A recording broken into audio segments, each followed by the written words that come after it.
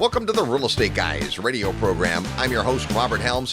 When we think about real estate investing, we think about the fun stuff. Picking a market, finding a great property, getting the tenants to pay our mortgage. But as soon as you become a real estate investor, there's a lot to think about when it comes to your legal life. Today we're going to talk about legal strategies for everybody with an attorney who speaks plain English on the Real Estate Guys radio program. All aboard!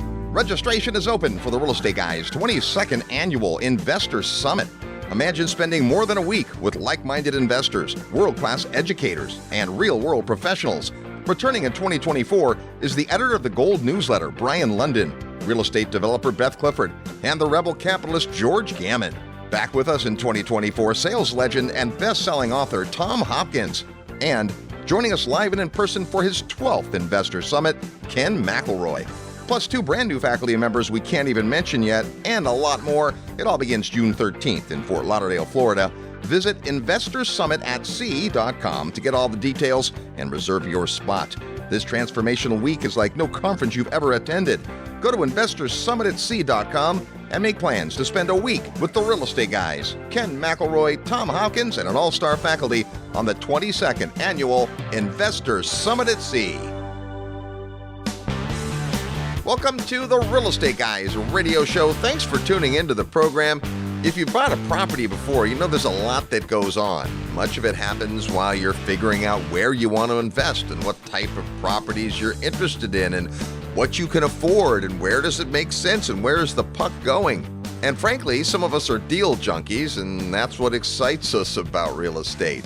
In addition to all that fun, you also have to make sure that you're legally protected. And our good friend, attorney Mauricio Rauld, has just released a brand new book called Legal Strategies for Everyone. He's been working on this for a while. We've been talking about it back and forth, and we're thrilled that he's done this because it takes some of the complex tenets of the law and makes it simple.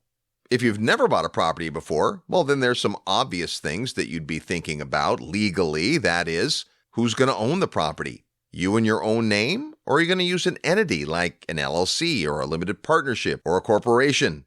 Pros and cons about all of those. What about the purchase agreement? Isn't that a legal contract? It is. You know, in the commercial world, meaning 300-unit apartment complexes, shopping malls, 50 acres at a time, that kind of stuff, pretty much all of the agreements are custom written by an attorney. But when you buy a single-family house, normally the local Realtors Association has kind of a quote-unquote standard form. And many times, buyers and sellers don't have those contracts reviewed by an attorney because, again, they're just standard forms. Everyone uses them. But there are legal obligations and liabilities when you sign an agreement, so it's important that you understand that. Something as simple as hiring a maintenance person or a property manager usually means a contract. And a contract is a legal agreement. There has to be standing. There has to be consideration. And then what about the long game? What happens at the end of your investment career when you're thinking about passing down assets to your heirs or to charity? The whole area of estate planning and asset protection is critically important. And the more you understand at the beginning of your journey, the better. So today's show isn't designed to teach you everything you need to know legally about real estate. It's to get your mind around what some of the most important concepts are. And then what I think is one of the most valuable things is how do you work with an attorney to solve the issues and problems and create amazing results? That's what we'll talk about today. When we come back, attorney Mauricio Rauld back on the Real Estate Guys radio program. Live nationwide, you're listening to the Real Estate Guys. Find out more at realestateguysradio.com. As I speak, inflation is robbing you at a rate north of 10%. Last year, the number one zip code that Mid-South homebuyers offered income property to Real Estate Guys listeners in appreciated by 21%. To harness that spread and protect and grow your wealth in the current economic storm, you need the 2 decades of experience in renovation and management that Mid-South homebuyers brings to their investors. Every home Mid-South offers you will have brand new components, a new 30-year roof, and a high-quality renter, all in a price range under $150,000. Their empathetic property managers will use your ROI as their North Star, while the lack of repairs on their totally renovated properties contributes to their almost 4-year average renter stay and 99% occupancy rate. Learn about their lifetime occupancy guarantee and total 1-year maintenance guarantee by emailing midsouth@realestateguysradio.com. That's midsouth@realestateguysradio.com. You'll be glad you did. Hello, this is Robert Kiyosaki. I'm the author of Rich Dad, Poor Dad. And if you're serious about learning how to invest in real estate, listen to the Real Estate Guys. They really know what they're talking about. Welcome back to the Real Estate Guys radio program, now in our 28th year broadcast. One of the things you have to be aware of is the legal side, not just of real estate, but of your life. And we've got a gentleman with us who I think is the guest who's been on this program the second most of any guest in history.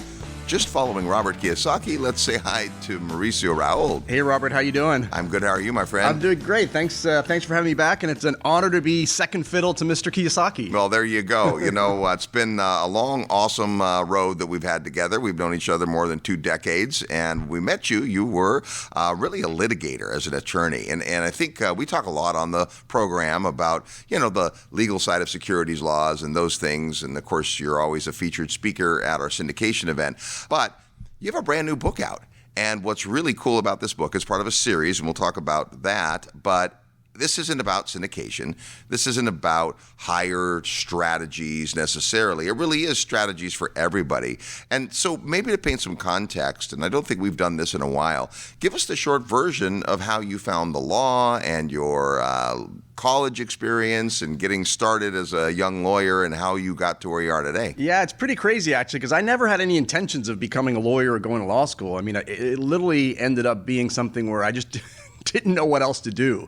In fact, I remember very vividly when I graduated college and I was kind of thinking I was going to go to law school. I was on that path and I wasn't quite sure I wanted to. That was about the time that all these late night real estate gurus were on, like the Tommy Woos of the world, if you remember those, Sure. Tommy or Carlton Sheets was on thing. And I was like, God, I really want to do this real estate stuff. And I was like, if I'm going to do that, it better be now, because once I go to law school. But it wasn't something that I had a huge passion for. It wasn't something I had decided from the beginning. I literally couldn't figure out what else to do, if that sounds pretty crazy. And I got lucky because I went to a great law school here in LA and then got recruited by a really great law firm. And so it made my whole experience really nice, because a lot of people go to law school and they graduate and then they don't have a job. Right. And so they got to figure out, they start their own law firms, which is really difficult to do right out of law school, or they're just sometimes not even practicing law.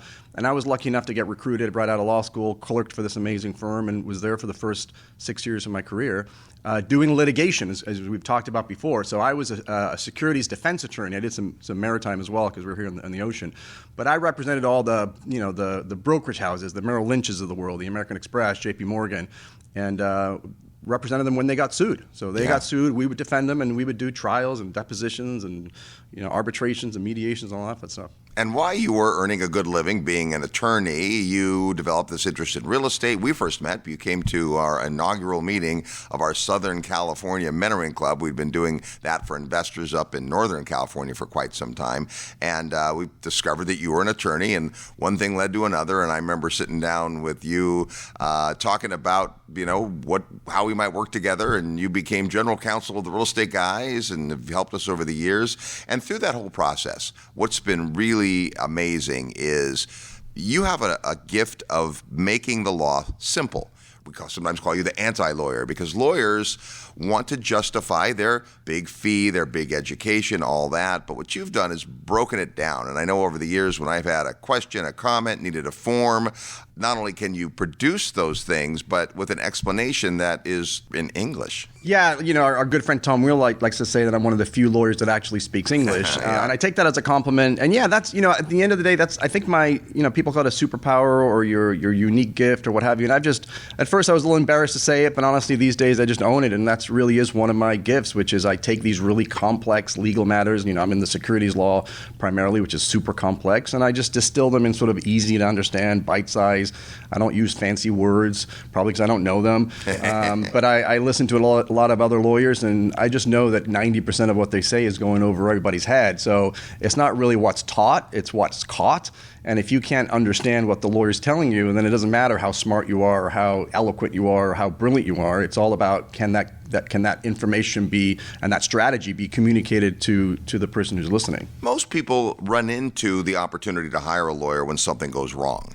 And yet a lot of what you talk about is being preventative. And I think that's one of the big keys, is that you don't have to spend a lot of time with attorneys, but it's that ounce of prevention. So let's talk through some of the things, not even real estate, just in life, that are the basics that people need to think about in terms of protecting themselves legally. As you know, Robin, I'm a recovering and former asset protection attorney, right? That's what I used to do back in the day. Actually, when I first met you guys, I was helping a lot of the Real Estate Guys members through their real estate asset protection and LLC formations and any formations. So I talk a lot about that in the book. But I've noticed over the years that there's a lot of confusion as to what exactly people need, right? A lot of people say, hey, look, insurance, it's all you need is insurance. You don't need anything else. And then you hear other people pitching these really complex offshore structures. And I'm sitting there and I'm like, look, there is no one size fits all. There's no one legal strategy for you. That's why it's so important to talk to an attorney.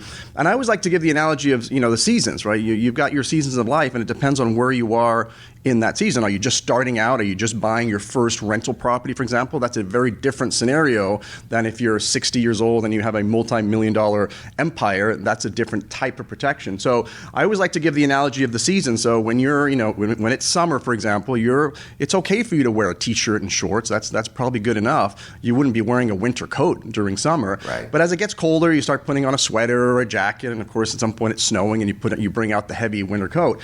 And I think the same analogy applies with real estate and businesses and protection. It's like, where are you in the season? Because if you're just starting out, you have a W-2, you're in your early 20s, you're buying your first rental property, then maybe, an insurance policy along with maybe an entity, an LLC, is probably enough. You don't need to go spend tens of thousands of dollars on an offshore. But on the other hand, if you've been doing this for a while and you have amassed a good fortune, you don't want to lose that work that you've put on throughout your entire career. And so bringing out, or busting out, as I like to say, the heavy winter coat at that point may make sense for you. But don't let anybody tell you just generically, hey, this is what you need. You need this strategy or this strategy. It really is dependent on where you are in life. Well, not only that, it's where you're going. Because if you're building up a part-time portfolio in real estate, that's going to be a different set of strategies than if you're thinking about becoming an active real estate agent or broker or lender. And that's different than if you wanted to start a syndication business and now you are dealing with securities and those kinds of things. But at the very beginning, you don't like to dwell on the fact that life is short, but it is. And so you need to be thinking about things like how you can be protected during your life and what happens when you're done. So another area, which is not an area that you really practice in, but you certainly know a lot about, is just estate planning. And that does fit in to asset protection as well. Yeah, I always like to remind people that you don't really want the government telling you what to do with your kids or with your estate. And what most people don't realize is that, I think 40% of people have a living will or a will right now, right? And so what people don't understand is that if you don't have a will right now, you actually do. Yes, you do. Because the state will provide one for you. Every state statute, their laws, has a default section. So if you die without a will, which means you die intestate, then the government's going to look at the statute and is going to start divvying up your assets and your wealth and everything based on whatever the government tells you, whether that was your intent or not. And so it's really important not only have a will, but also another part of estate planning is what we call a living trust. And in my world, it's so important in the real estate world, but really anybody in terms of who has a business or real estate should have some form of a living trust, because if you don't, you have to go through this really lengthy and expensive process, which is called a probate process, right? Yeah. And that's something that can take, especially in the real estate world, if you have real estate in multiple, that can take years. So imagine you've passed away, you've got all these assets that you intend to have pass on to your kids or your spouse, and they can't get access to it for a couple of years because it's going through this lengthy government process, court process called probate. Not to mention it's expensive because, obviously lawyers are involved, and whether you like it or not, they're going to assign it. It's not private. A lot of times you hear these celebrities who are dying and you get to find out all of their net worth and assets and what they had. It's because they didn't have a living trust. So the process of probate happened, and of course that's all public. So to your point earlier, this ounce of prevention where you can spend a little bit of money up front, set up a living trust, an estate plan really as a whole, not super expensive, but compared to what it's going to cost you on the back end if you don't have it, and unfortunately you're not going to see that. It's going to be your estate, your family, your spouse, your kids are going to have to bear the burden of that cost. But spend a couple $1,000s, set up a good estate plan, find a good estate plan attorney, and get that set up before you pass away. Now, real estate investors, of course, we generally will talk to folks like that about asset protection, meaning that you own the property not in your own name. You certainly could, but there's reasons not to we can talk about. But most starting real estate investors buy their first property, maybe their second property, put it in their own name. The lender probably wants that. But eventually, you do need to think about some of these structures. And, of course, the limited liability company, the one you tend to use the most, talk about the importance of having real estate in a legal entity and not in your own name. Yeah, so here in the United States, our laws are geared towards ownership. So usually liability attaches to the owner of whatever asset happens. And so if something were to happen in your rental property, like a tenant slips and falls, or maybe a boiler explodes, just think of the catastrophic thing, then the owner of that property is the one that's going to be responsible for the damages. And so if you own that property in your personal name, that means that you have unlimited exposure. It's not limited to how much equity in your house, or because some people say, well, it's a small house. It's I have $5,000 in it or $10,000. It doesn't matter. Your liability is unlimited. And so what we like to do as real estate investors is actually create this LLC, which is a separate legal entity from you, and have that entity own the property so that when the owner, quote unquote owner, gets sued, it's the LLC that gets sued, not you, because you don't own the property. And so that by doing that, you limit your liability to whatever's inside that LLC, which is going to be the house. Right, so you're really only exposing the equity in your home. Maybe there's a bank account, so a little bit of money there, but it's not exposing all your other real estate properties, and it's certainly not exposing all of your other assets that you may have. So using a limited liability company is a basic asset protection strategy for real estate investors. I would say that insurance is always your first line of defense. Yeah. But as I talk about in the book, I have so many pet peeves and there's so many holes in insurance policies. So as a backstop, if insurance doesn't cover you or isn't there, you want to have some backstop. That's how I think of LLCs, so that if they get past insurance or insurance isn't enough, there's a backstop in an LLC that will limit your exposure. Mauricio, as I've learned from you, LLCs are typically state law set up in a particular state. And let's talk about that, because there's the state you live in, there's the state the property's in, and you have to think about how do those things interact. Take us through that. Yeah, I mean, even before I say that, by the way, none of these asset protection strategies are bulletproof. If you ever hear anybody saying something is guaranteed or it's bulletproof or this is the way to go, you might as well just turn around and run away, right? I can poke, as a former asset protection attorney, I can poke holes in pretty much every single strategy out there. But yeah, so when you're, let's talk real estate. As a real estate investor, there's really two different liabilities that you're concerned about, and that does dictate where you're going to set up your entities or how you're going to structure it.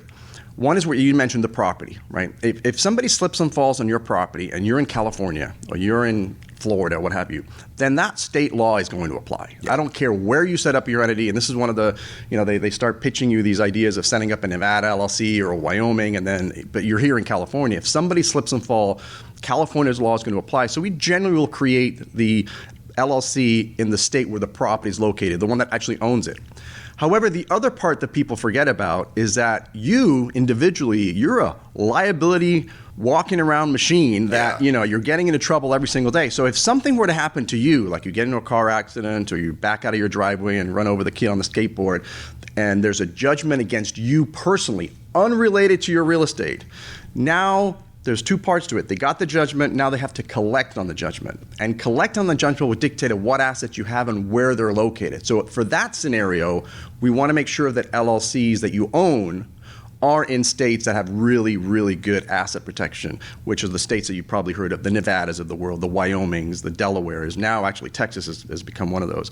And so it just depends on what you're trying to protect. Are you trying to protect you from your asset, or are you trying to protect your asset from you? And depending on what you're trying to accomplish will dictate where and how you structure your entities. People are sometimes confused when they learn about this. They think, oh, well, if I have my house, my rental house in the LLC, then there's no problem. I'm protected completely. But to your point, all the assets in the LLC are at the risk of that tenant who lives in the property going after you, but the firewall is between that and your other assets. So it is a separate entity, and that means there are things that you need to do in terms of what we might call corporate formalities, registered agents. So it's not that complicated.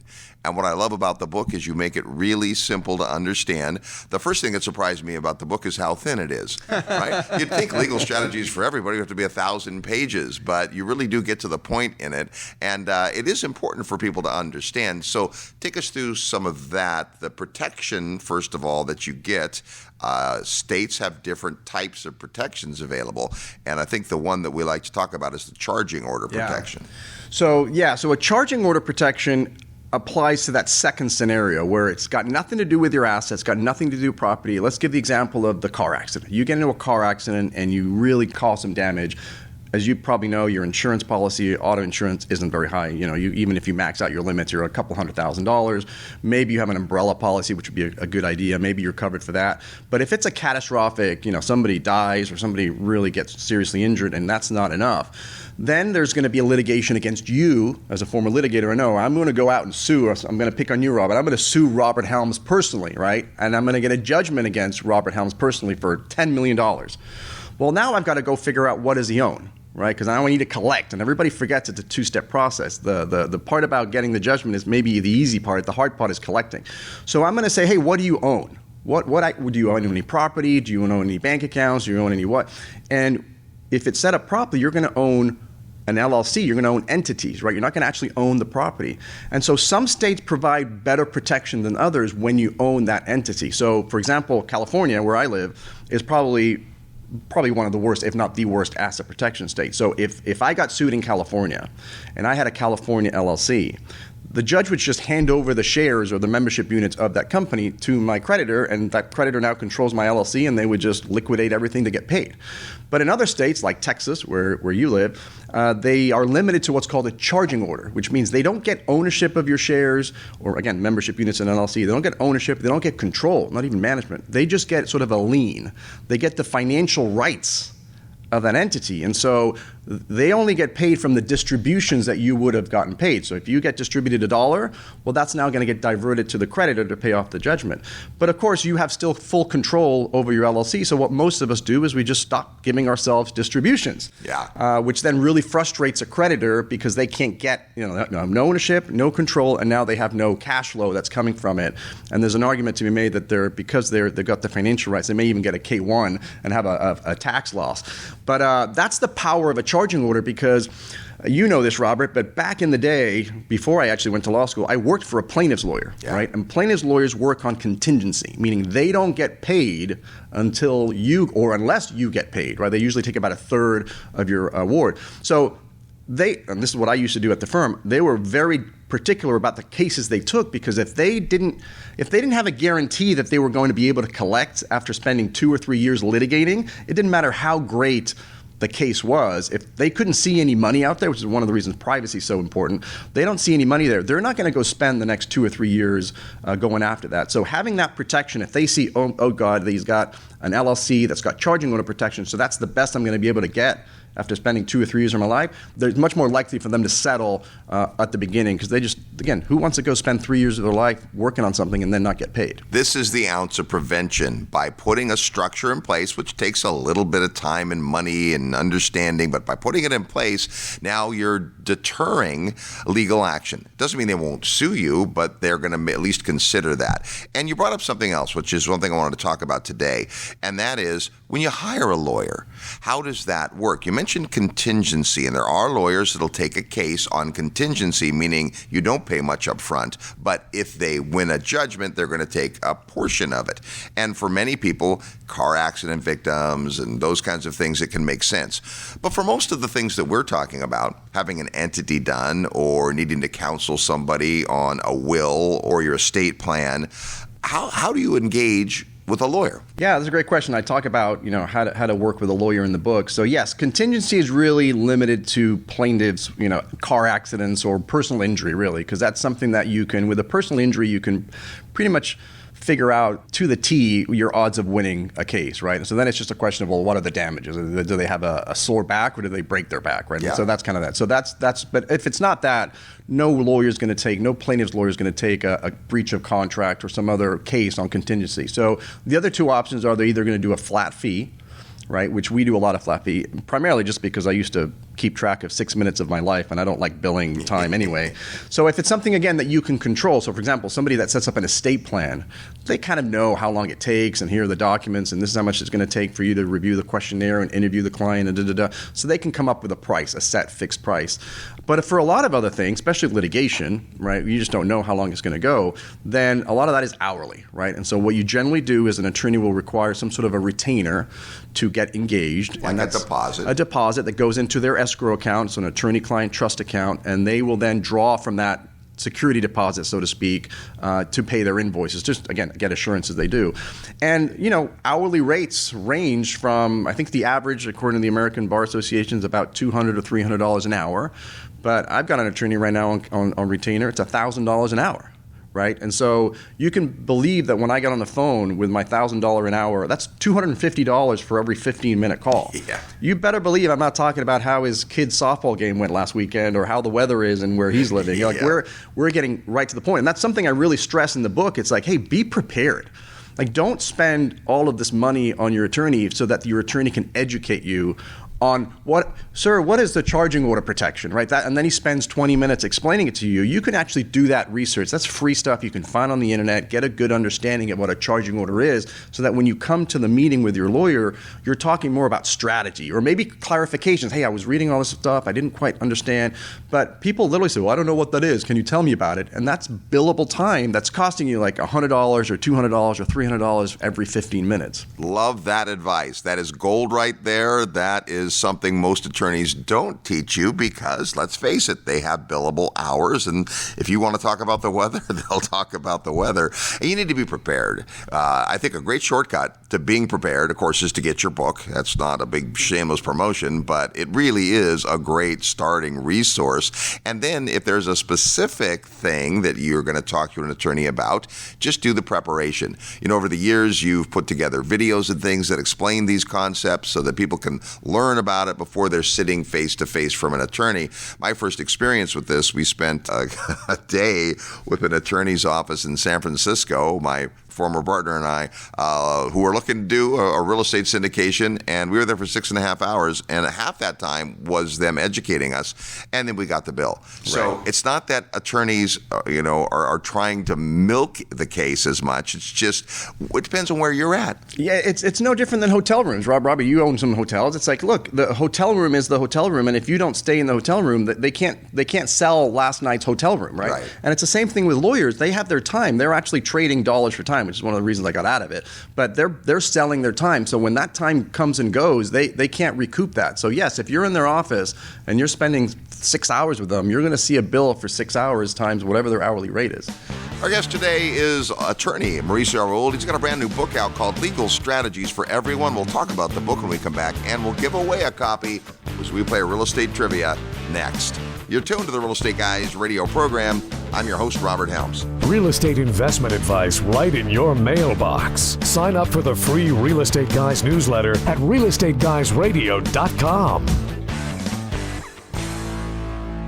Self-storage is an asset class that has stood the test of time. Going into the Great Recession of 2008, self-storage had the least negative impact of any of its commercial real estate peers, and it had explosive growth coming out of that time during the recovery. Fast forward to 2020, and you'll see that same pattern during some of the worst part of the pandemic. Hi, my name is Dave Zook, founder and CEO of The Real Asset Investor. Our operating partners are some of the best in the business, and we've had great success over the last decade buying mom-and-pop operated self-storage facilities and taking them to the next level by forcing value through increasing the square footage, adding climate-controlled units, bringing in our professional management teams, and turning the project into an institutional target. We have self-storage investment opportunities available for accredited investors who are interested in investing in this space for cash flow, tax impact, and huge equity appreciation. Reach out to us today at selfstorage@realestateguysradio.com. So what are you doing at the end of April? Why don't you join me and my good friend Jason Hartman for the Empowered Investor Cruise? Yeah, it's a 5-day cruise with some awesome ports. Plus, we'll hang out, have meals together, have collaborative learning sessions, hands-on workshops, roundtables, and exclusive networking. I've known Jason Hartman for nearly 2 decades, but this is the first time I'm going to get to attend his annual Empowered Investor event, and it just so happens to be on a beautiful celebrity cruise ship. So join us. All you have to do is go to empoweredinvestorlive.com. That's empoweredinvestorlive.com. You'll see all about the ship, the sessions, the ports, and the amazing time we'll all have together. Go to empoweredinvestorlive.com, and I'll see you on the Empowered Cruise. This is Gary Johnson, and I'm here to say, listen to the Real Estate Guys. Welcome back to the Real Estate Guys radio program. Thanks so much for tuning into the show. The only thing better than listening to the Real Estate Guys is hanging out with the Real Estate Guys. Come join us on the 22nd Annual Investors Summit at Sea. We're going to hang out for more than a week on an awesome cruise ship and visit beautiful parts of the world with some of our smartest friends. People like Tommy Hopkins, Peter Schiff, George Gammon, Brian London, Ken McElroy, and more. To get your spot, just send an email to summit@realestateguysradio.com, summit@realestateguysradio.com, or go to investorssummitatsea.com.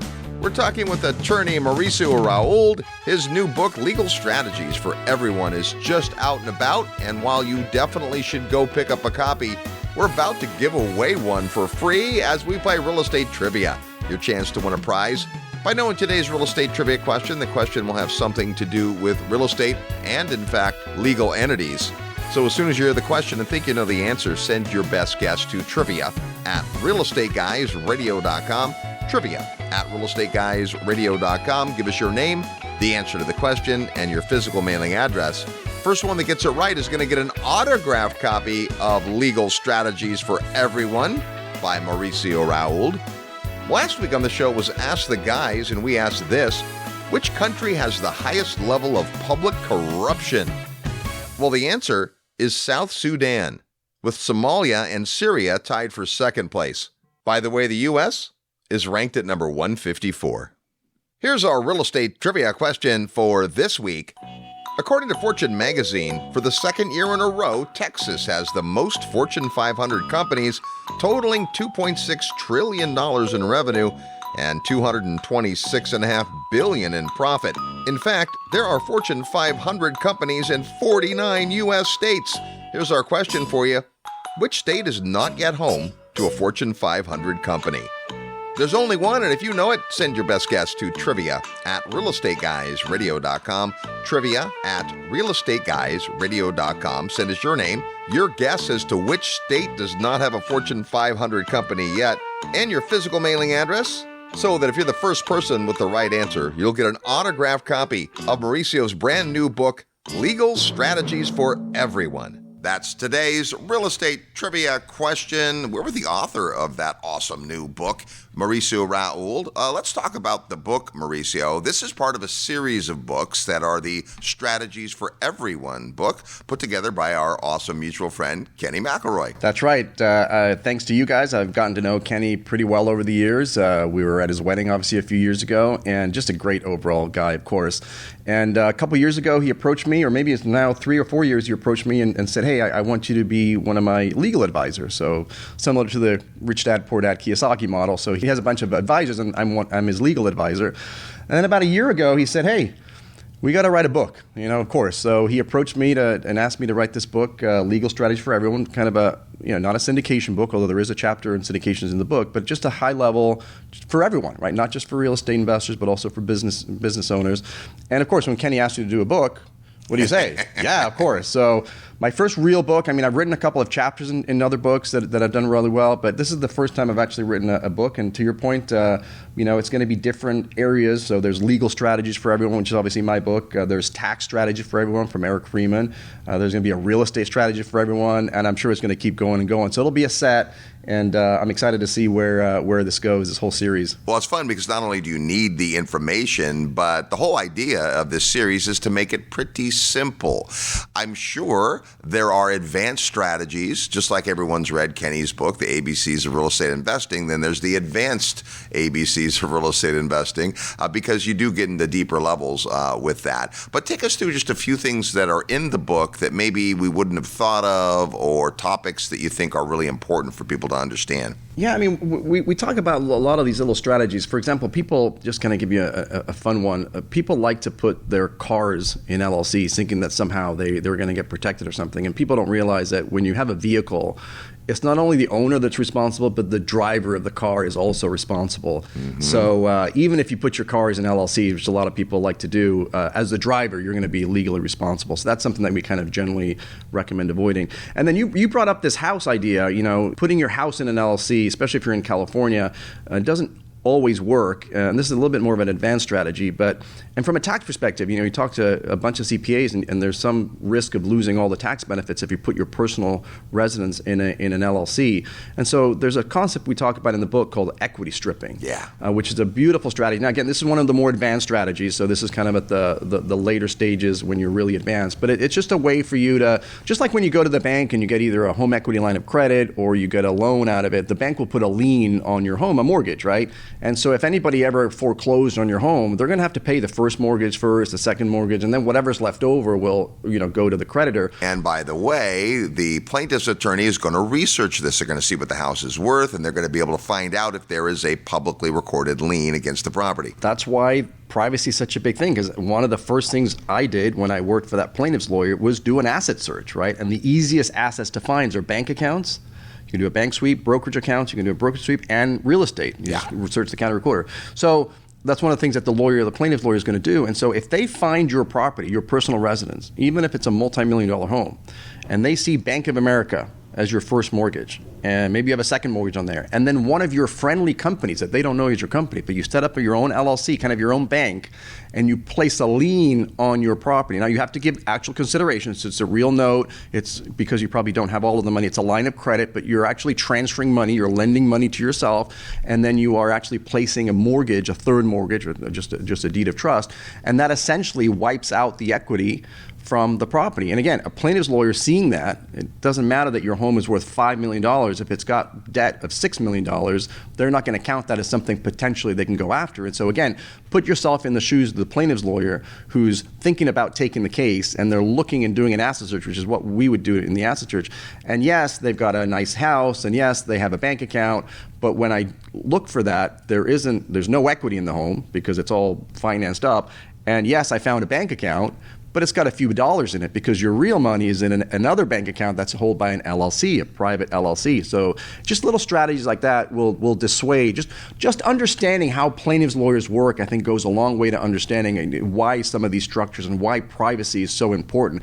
Privacy in and of itself is not some magical thing. Like, it's not going to prevent, if somebody actually does come after you and finds it, it's not some magic thing, but it does dissuade plaintiffs' lawyers from going after, or they may even dissuade people from finding you. So that's why privacy is so big, and that's why equity stripping is such a powerful tool, especially in scenarios where it's just impractical to put assets in an LLC. Good stuff. Hey, we would be remiss if we didn't talk about the area of the law that we've just got finished talking about, the secrets of successful syndication, which is securities law. Most real estate investors, lots of folks listening to the show today, are only going to invest in their own account. And the things we've talked about up till now definitely make sense. But at some point, when you run out of your own money, when you are Fannie and Freddie'd out, when you could do more if you had more capital, then you look towards syndication or group investing. And that's a whole area of law that you actually do cover in the book. I do. I did a whole chapter on it. I mean, I think maybe one of my follow-up books will be kind of blowing up that chapter in its own book. But yeah, obviously at some point, to your point, you run out of your own money, or you don't want to use your own money. I think actually Robert Kiyosaki may say that using your own money is selfish or stupid, or one of those words that he uses. But at some point, you may want to just scale. right? You get to a point where you're doing really well, you're good at whatever it is you're doing. Maybe you're a great flipper, maybe you're a good apartment owner, maybe you're a great whatever, and you've just run out of money. And so being able to access other people's money, OPM, to continue to do what you love, to actually scale what you do, because obviously bigger numbers means bigger returns, not only for yourself, but you're also sharing that wealth with investors.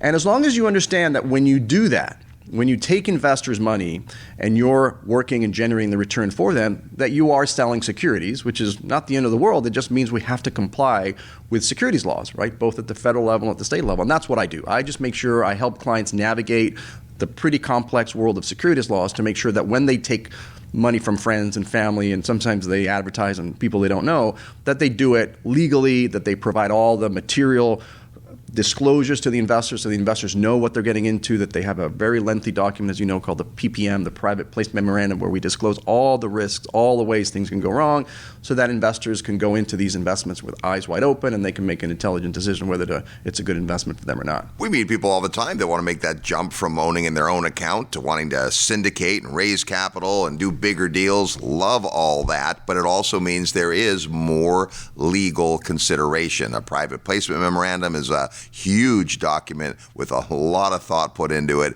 and it's not to scare anybody away. Obviously, twice a year we love to invite people to come and learn all about syndication, but it is just an area you have to be aware of, and it's really consumer protection based. The government wants to ensure, and this isn't just the U.S. government, it's like this in almost every country, the government wants to ensure that people aren't taken advantage of, and that's really the spirit of the securities law. Yeah, and I think a lot of people, especially if they're just starting out raising some money or raising small amounts of money, they don't realize that what they're doing is selling securities, right? They think, oh, it's just a promissory note from a couple of my friends, or maybe it's a joint venture that they're thinking they're doing. And one of the biggest mistakes is probably just not realizing that they're in the business of selling securities, or they just don't want to do it because it's such a small amount. I know plenty of people that raise a couple $100,000, and your compliance cost just doesn't justify such a small raise. And so there's just a lot of people out there that either don't know that they're selling securities, and so they're violating it without knowing, and then there's others that are purposefully trying to come up with creative ways to get around it, which of course there's no such thing. So we just finished up The Secrets of Successful Syndication, and this was the first time that your book was available, and it was awesome to see people not only stand in line to get the book, but stand in line to get you to sign it. And you have done some chapters in some books and been a best-selling author, but this is kind of a fun thing. Just take us through the amount of work it took, and now, wow, it's actually out and in print and in bookstores. It definitely took a lot of work, but I was really and I want to thank you for that, Robert. It was my first real book signing experience. Like I have written other chapters in books, and people will come randomly up and have me to sign kind of as a surprise. But this was a line of people. We sold out all the books there, and actually it was funny because I was with our good friend Tom Wheelwright, who was also signing his book, and we were just kind of joking because he's always plays sort of second fiddle to Robert Kiyosaki. So everybody wants to get Robert's book, and Tom's kind of like the second fiddle. And so I brought that up to him, and it kind of hit him. It's like, yeah, I'm on the other side now. Obviously, most people wanted to talk to Tom, and I was sitting next to him. But it was such an awesome experience. It just felt pretty awesome, and it was a lot of work. It was a lot of late nights. It was a lot of stress. But it's all worth it when it comes out. People have gotten a lot of great comments on it that it's helped people, and then just the fun of signing. I never thought signing books to people and taking pictures would be so much fun, and that might get a little addicting if I'm totally honest. Well, congratulations! It is hard to go through the process of writing a book, and it is a process that not everybody enjoys. But, with the legal mind and the fact that you've been writing documents for years, it's come out really, really good. You were kind enough to send me the advance before it even got printed. I'm thinking this is going to be such an awesome book. Just really, literally for everyone. You don't have to be a syndicator. You don't even have to be a real estate investor. You can take that ounce of prevention, do a few legal maneuvers that aren't expensive, but will protect you in the long run.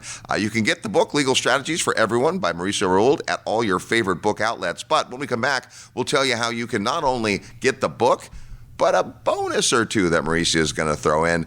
Hey, it's always good to get together. Thank you so much for being back on the program. Always good to be here. Thanks for having me, and thanks for all of your support over the years. There's attorney Mauricio Rauld. When we come back, we'll tell you how to get his new book, plus some bonuses. You're tuned to the Real Estate Guys radio program. I'm your host, Robert Helms.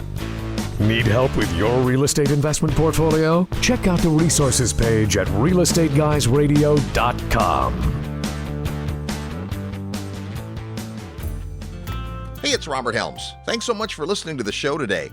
I want to personally invite you to come see an amazing real estate market that combines excellent cash flow, offshore diversification, and what we affectionately call lifestyle investing. Come join me from July 19th to the 22nd in the beautiful country of Belize. The Real Estate Guys have been bringing investors to Belize for more than 18 years now, and our discovery trip is designed to show you the market like nobody else can. Sure, Belize is breathtakingly beautiful. The people are wonderful. And wait till you taste the food. But the real opportunity is the real estate investment potential. There's all kinds of opportunity in Belize when it comes to real estate, including both long and short-term rentals, commercial and retail triple net properties, business opportunities, land acquisition, development, agriculture, and more. And as the only country in Latin America with English as its official language, it's easy to understand the law. Property rights are strong, and contracts are in English. And in the top tourist market, a unique situation exists where demand for rentals continues to outstrip supply, creating a compelling environment for investors. So come see for yourself. Join me July 19th to 22nd in Ambergris Caye, Belize, as we study the market, learn about the sustainable drivers, and tour lots of beautiful real estate. And like all of our field trips, there are no properties for sale during the weekend. Rather, you'll meet lots of local providers that will help educate you about the market so that you can follow up with them after the trip if the market is interesting to you. You've heard about Belize on the Real Estate Guys for all these years? Now come see what all the excitement is about. Plus, we'll have lots of time over meals and activities to talk about all things real estate. To get the details, go to the website at realestateguysradio.com and click on Events, where you'll find the Belize Discovery Trip. Once you register, you'll get information about our group hotel rates as well as travel details. So join me in Belize, July 19th to 22nd. It's a beautiful country with lots of amazing possibilities, and the only thing missing is you. Go to realestateguysradio.com under Events, and I look forward to seeing you in beautiful Belize. Hello, I'm Brian Tracy, and I'm here today with Robert Helms. He's one of the real estate guys, and he always has wonderful ideas to share with you that can improve your life, improve your income, and help you to achieve more than you ever thought possible. And welcome back to the Real Estate Guys radio program. Thanks for tuning into the show.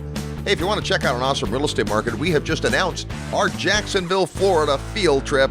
It happens September 13th through 15th in beautiful Jacksonville, Florida. We'll tour the market, look at where the jobs are going, figure out why tenants love it there, and get all your questions answered. This is an awesome trip for someone who's just figuring out real estate. My 19-year-old son and I will be there. Maybe you've got a young person in your life that's interested in understanding rental real estate. Or if you've already got a bunch of real estate and are just looking for a new potential market, then come join us. It's going to be a ton of fun. You get all the details on the website at realestateguysradio.com under Events. Well, my goodness, always love to hear from Mauricio because he's just no nonsense. He doesn't talk like a lawyer that's trying to impress you. He's just a great guy with a ton of real estate background, and he wants you to be protected. We joke around sometimes at events and we introduce him as the wet blanket because, the joke is your real estate attorney is trying to kill the deal or look for reasons why you might not want to proceed with the transaction. But that's not where Mauricio comes from. He's much more empowering than that. If the deal makes sense, he'll look for the ways to make sure you're protected as you go forward in the deal. And this is a mindset of how we work with attorneys. As we discussed, most people end up hiring an attorney when they're in trouble, and that's not the time. You want to get into a relationship with an attorney, maybe an estate planning attorney, maybe a real estate attorney, before you need their help. And then, as he suggested, do your research ahead of time. Don't do the research on the attorney's dime. When your attorney says, let me look into that or let me research that, that means they're going to spend a lot of your money at $200 or $400 or $800 an hour trying to figure out the answer. Instead, come prepared with a list of questions that they can succinctly answer. Love attorneys? You just have to be in control of the conversation. I'll give you one more idea that you may think flies in the face of what we were talking about in terms of not overpaying your attorney. But imagine you get into a situation and you're thinking, well, I want to buy a property in this market and I have an LLC set up in this market, and for tax purposes, I want to be treated this way, but what about being legally protected? That's kind of a big can of worms to figure out. And so I have found that it can sometimes be very helpful and actually save time if you get your attorney and your accountant on the phone together. You're paying for both of them, but very quickly they can resolve the issue and get you to where you want to be. Because the alternative is you ask your attorney and they say, well, you need to do it this way. And then you run that by your accountant who says, ooh, I don't think I do it that way because of this. And then you go back to the attorney and says, well, my accountant says this. And the attorney says, well, I understand that. But from a legal point, right, just get them on the same phone or the same Zoom call at the same time and let them work it out for you. It'll also let you know if your service providers are folks that can work well together, which is something you want long term. Hey, if you want to pick up a copy of this awesome book, Legal Strategies for Everyone, all you have to do is send an email to legalstrategies@realestateguysradio.com, legalstrategies@realestateguysradio.com. When you do, you'll get back a link where you can order the book. You'll also get an invitation to a really cool webinar that Mauricio is going to do. It's going to be live. If you can't make it live, you'll get the replay. He's going to get into the weeds and spend a couple of hours or more just going through asset protection realities for real estate investors. When you start out, you might buy property in your own name, and then pretty soon you realize, no, I need some legal protection. Maybe I need an entity of some kind, a corporation or a partnership or a limited liability company. And then as you build your real estate empire, you recognize that, well, it's not just an entity. Maybe I need something like a managing entity or a holding company. It sounds confusing, but Mauricio is going to break it down and make it super simple for you. So if you want to be invited to that, there's no cost to attend. And you want to know how to pick up this new book, just send an email to legalstrategies@realestateguysradio.com. Hey, before we get out of here, we got a brand new feature I'm super excited about, and that is the Real Estate Guys Market Spotlight.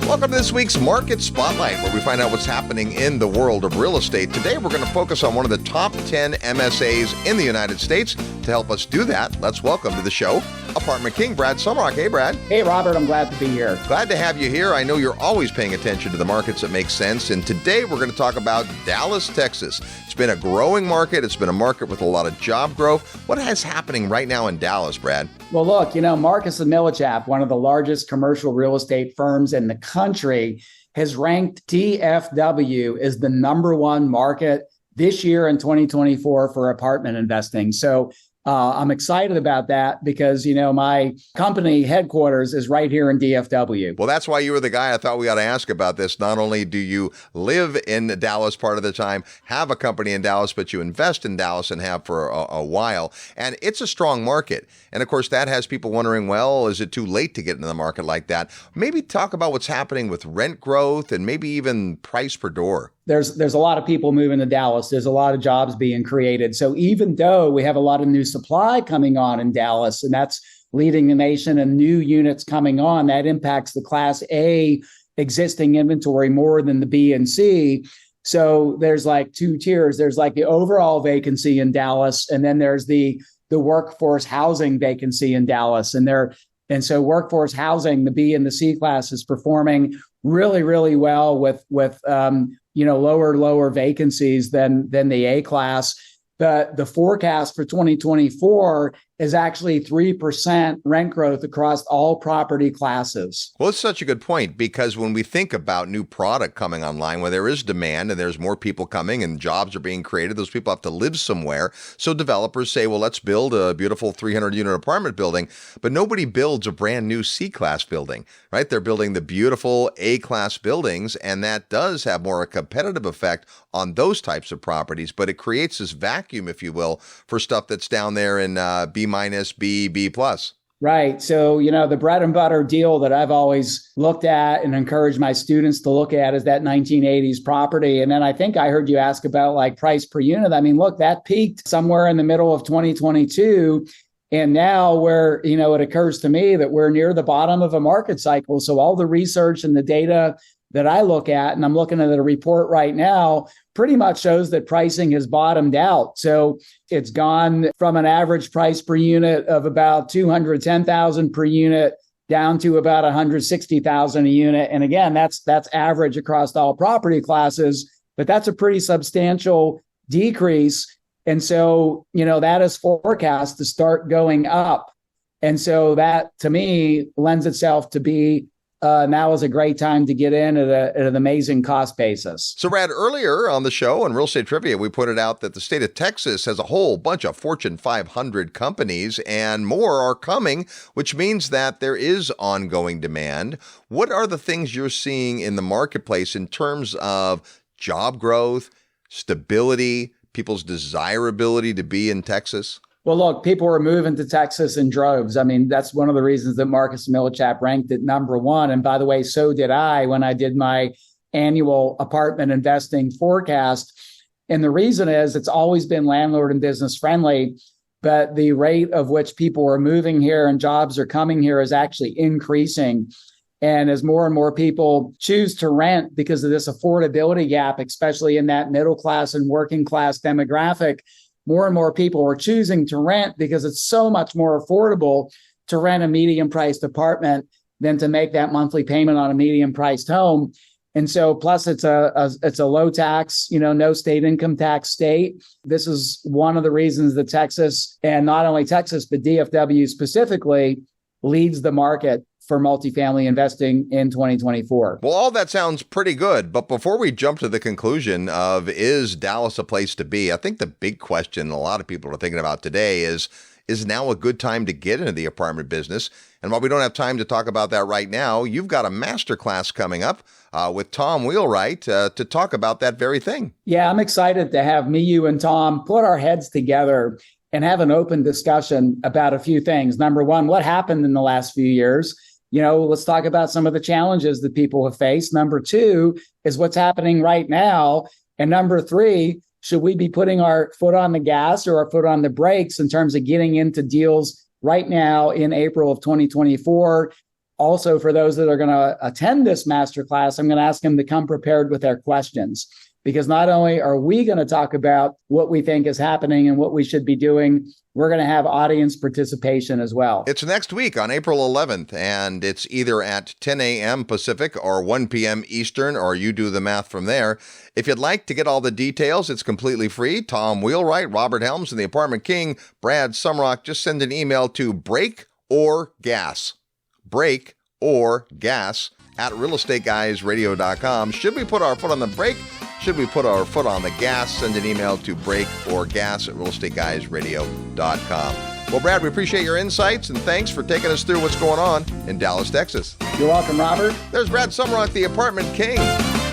All right, well, there you have it. That's our Market Spotlight. We'll do one of these almost every week, focused on a different real estate market, type of investment, strategy to consider. It's going to be a lot of fun, and you'll get to hear from more folks that way as well.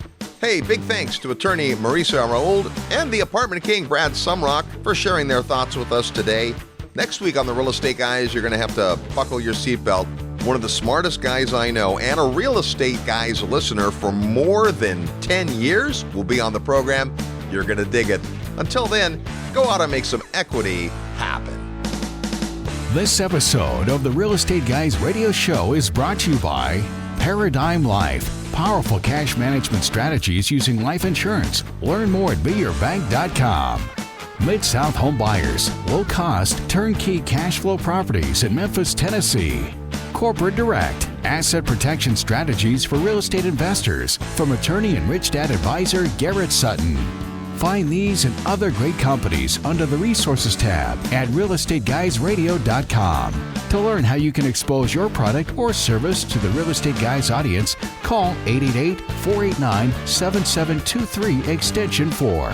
That's 888-489-7723 extension 4. Or use the feedback page at realestateguysradio.com. Thanks for listening, and we'll see you next week right here on the Real Estate Guys Radio Show.